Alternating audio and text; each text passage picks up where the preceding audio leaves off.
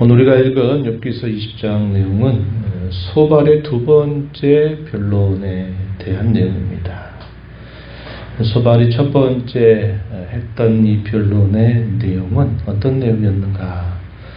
우리가 다시 한번 좀 정리해보면 욥기 11장에 기록이 되어 있습니다. 그가 11장에 처음 욥에게 건넸던 말은 욥이 불의한 자다라는 사실을 책망하죠. 그리고 하나님이 어떠한 분이신가 내가 아느냐, 하나님의 오묘하심에 대해서 그가 옹호를 합니다. 그리고 세 번째 욥에게 건넨 말은 내가 하나님의 면전에서 내가 악을 버리게 된다면 너는 평안하게 될 것이다 라는 말을 처음 그가 욥에게 했던 말임을 우리가 정리해 볼 수 있습니다. 우리가 이 첫 번째 했던 이야기에서는 잘못을 인정하고 돌이키게 된다면 하나님께서 은혜를 베풀어 주실 것이다 라는 사실을 이야기했어요. 그런데 우리가 읽은 20장의 내용을 쭉 살펴보면 알겠지만 첫 번째 했던 이야기의 내용조차도 이 두 번째 이야기에서는 그런 내용들이 싹 빠져버리게 됩니다. 20장 두 번째 변론에서 그가 하는 이야기는 욥이 자신들을 향해서, 자신과 친구들을 향해서 오히려 한탄하고 잘못됐다라고 하는 말에 대해서 상당히 그것에 대한 불쾌한 마음을 표현을 합니다. 그리고서는 대뜸해가는 말은 악인의 영통 결코 오래가지 못한다. 하나님은 악인이 받을 분깃을 분명히 정해놓으셨다. 근데 그 분깃이 뭐냐? 결국 그것은 하나님의 심판이다 하는 사실을 이야기해주고 있습니다. 그래서 첫 번째 건넨 이 말에 비해서 두 번째 변론은 더 역시 거칠어지고 이야기하고자 하는 내용이 더 좁아져 있다는 사실을 우리가 확인해 볼 수 있습니다. 우리가 앞서 18장에서 읽었던 빌닷의 경우도 처음에 욥에게 건넸던 말에 비해서 두 번째 욥에게 건네는 말은 대단히 좁아졌어요. 이 친구들은 대화 속에서 뭘 더 확신하느냐? 처음에는 혹시나 하면서 말을 건넸는데 이 욥이 하는 이야기를 들어보니까 이 혹시나가 아니라 분명하다, 진짜다 이렇게 이제 더 판단을 내린 것으로 보여져요. 그래서 욥을 분명히 죄인으로, 그가 범한 죄에 까닭에 이런 큰 일이 그에게 닥쳤다는 사실을 거의 확신을 가지고 이야기하고 있다 하는 그런 느낌을 우리가 받을 수 있다는 겁니다.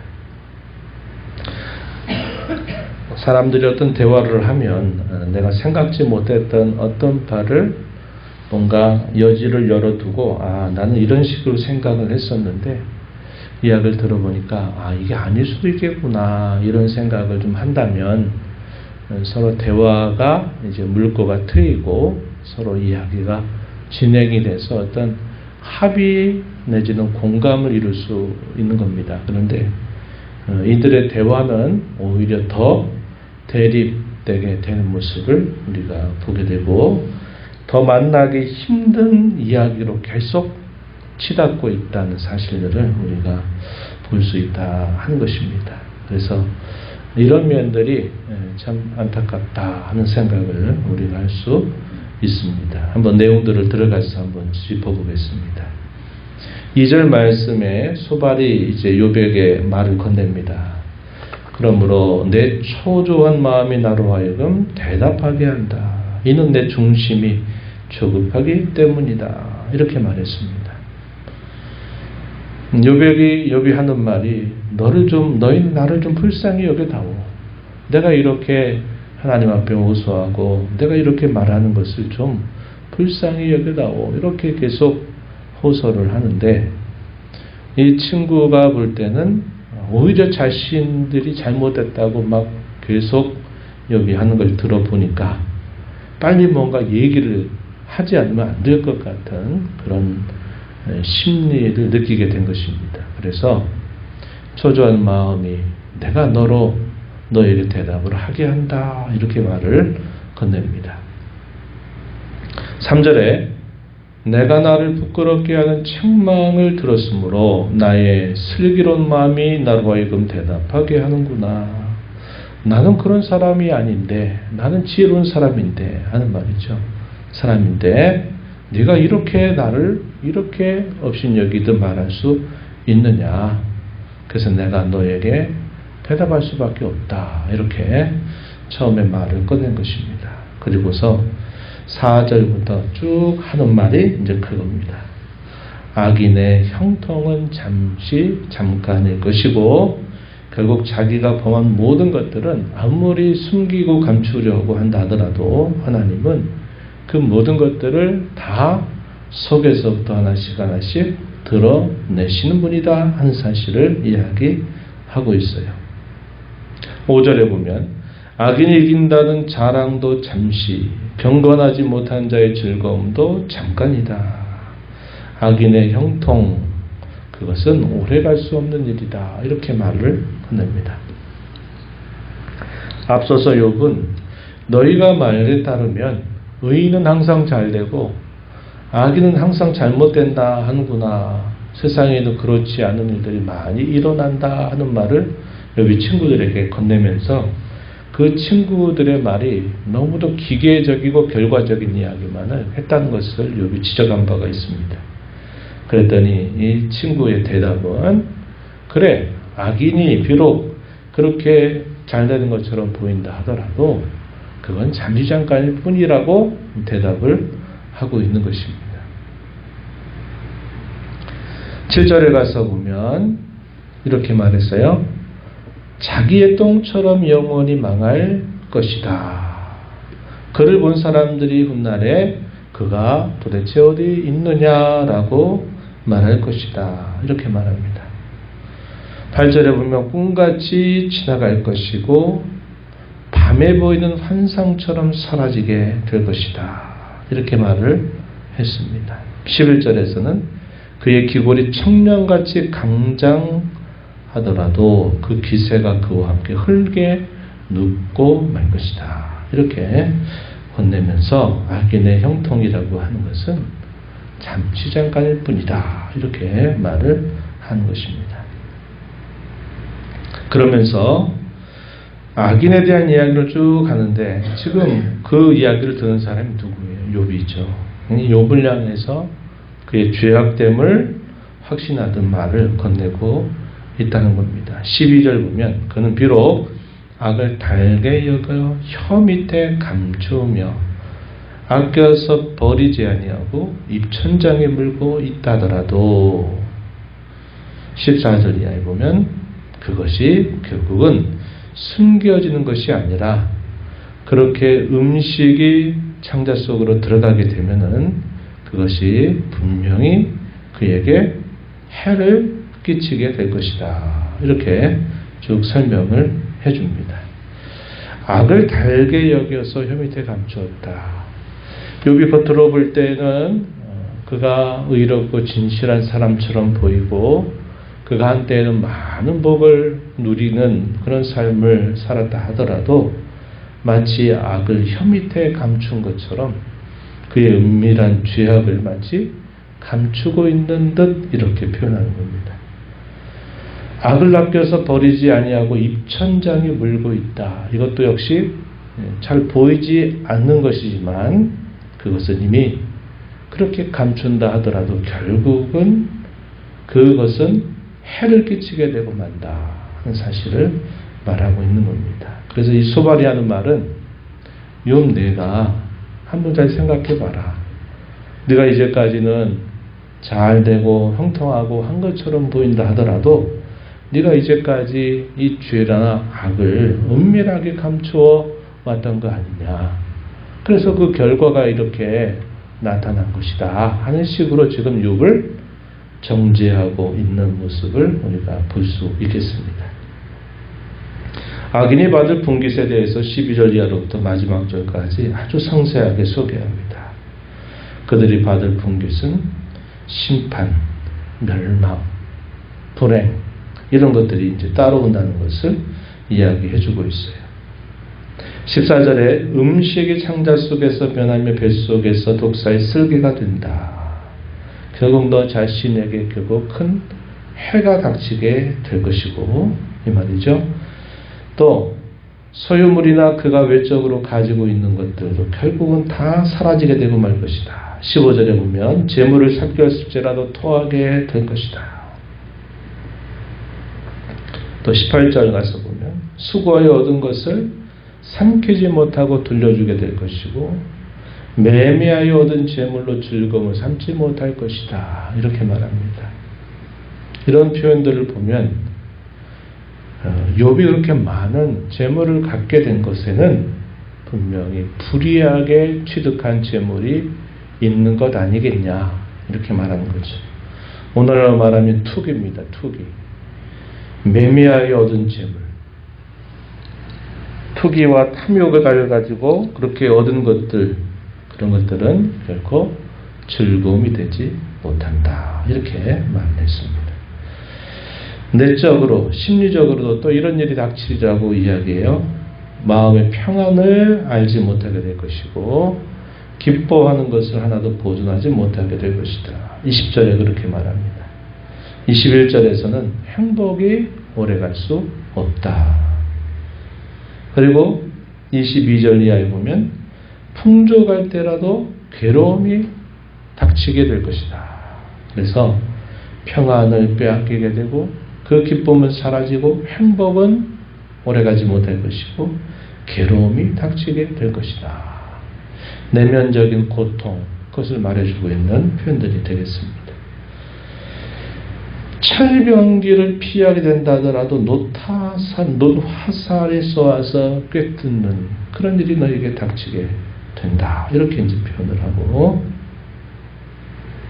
27절에 보면 하늘이 곧 하나님께서 그의 죄악을 결국 드러낼 것이고 그를 대항해서 일어날 것이다. 이렇게 표현을 하고 있는 겁니다. 그래서 이런 표현들을 이 친구가 악인 빗대어서 얘기하지만 지금 그 이야기를 듣는 사람이 바로 욥이란 말이죠. 그래서 욥은 처음에는 긴가민가 싶었는데 욥이 하는 말 들어보니까 이 친구의 판단에는 그래, 넌 분명히 너는 악을 행했다.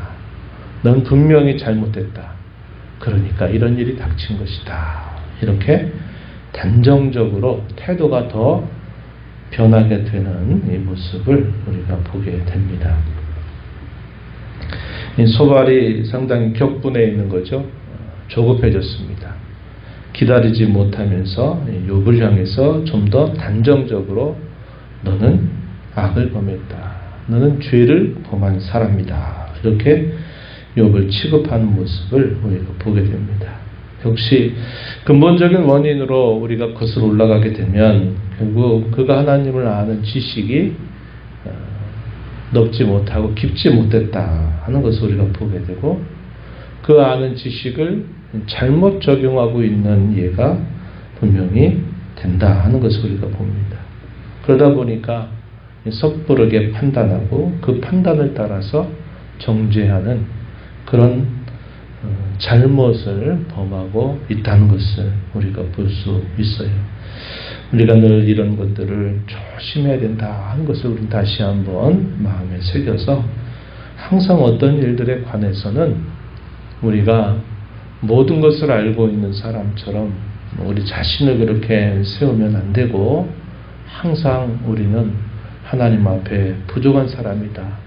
우리가 하나님을 안다고 하는 것이 그렇게 많이 알고 있는 것이 아니다 하는 사실들을 늘 조심하고, 어떤 상황에 대해서는 단정적으로 우리가 평가하고 판단하는 것은 항상 천천히 조심히 해야만 한다 하는 겁니다.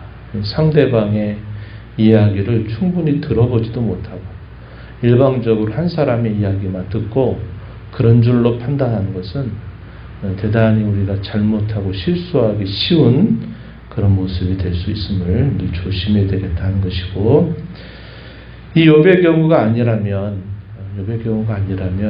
이 소발이 하는 이 말은 맞는 말이죠.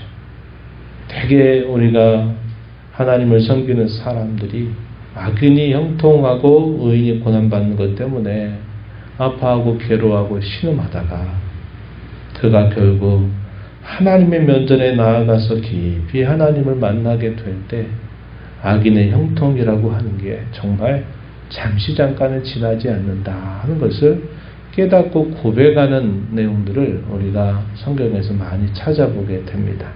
그런데 이 소발의 경우는 그런 맥락이 아니라 무조건 지식적으로 기계적으로 욥에게 악인의 형통 그거 잠깐일 뿐이다 이렇게 말하는 꼴이 돼서 이런 면에서는 큰 아쉬움이 있는 부분임을 보게 됩니다.